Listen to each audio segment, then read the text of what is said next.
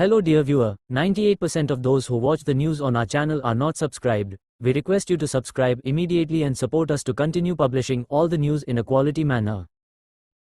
கோயம்புத்தூர் மலையாள பண்பாட்டு மேடை சார்பாக நடைபெற்ற ஓணம் விழா கொண்டாட்டம். கேரள முன்னாள் அமைச்சர் ரவீந்தர்நாத், பிரபல நடிகை ரோகிணி உள்ளிட்ட பலர் பங்கேற்பு. தொழில் நகரமாக தமிழக கேரள எல்லை பகுதியான கோவையில் கேரள வாழ் மலையாள மக்கள் அதிகம் வசித்து வருகின்றனர். இந்நிலையில் கோவையில் செயல்பட்டு வரும் கோயம்புத்தூர் மலையாள பண்பாட்டு மேடை சார்பாக ஓணம் பண்டிகை கொண்டாட்ட விழா நவ இந்தியா பகுதியில் உள்ள SNR அரங்கில் நடைபெற்றது. கோயம்புத்தூர் மலையாள பண்பாட்டு மேடை அமைப்பின் தலைவர் ராமகிருஷ்ணன் மற்றும் பொதுச் செயலாளர் சந்தோஷ் ஆகியோர் தலைமையில் நடைபெற்ற இதில் கேரள மாநில முன்னாள் கல்வித்துறை அமைச்சர் ரவீந்திரநாத் கலந்து கொண்டு விழாவை துவக்கி வைத்தார்.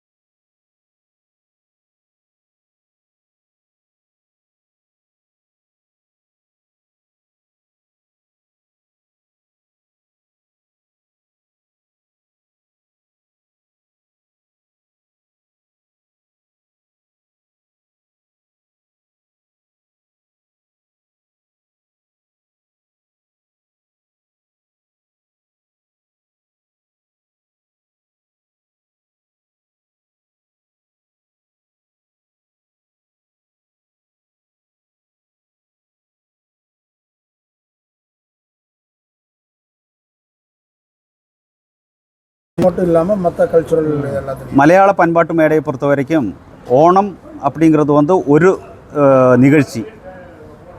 தமிழ்நாட்டோட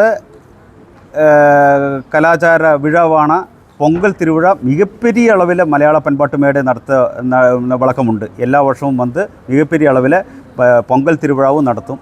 அதே மாதிரி வந்து சில செமினார்கள் என்ன வந்து நம்ம மக்களுக்கும் தேவையான குழந்தைகளுக்கு தேவையான செமினார்கள் வகுப்புகள் எல்லாமே நடத்துறதுக்கு உண்டான ஏற்பாடுகள் செஞ்சுருக்கிறோம். இது வரைக்கும் செஞ்சுருக்கிறோம். இனி அதே மாதிரி வந்து செஞ்சு இந்த வந்து போதைக்கு எதிரான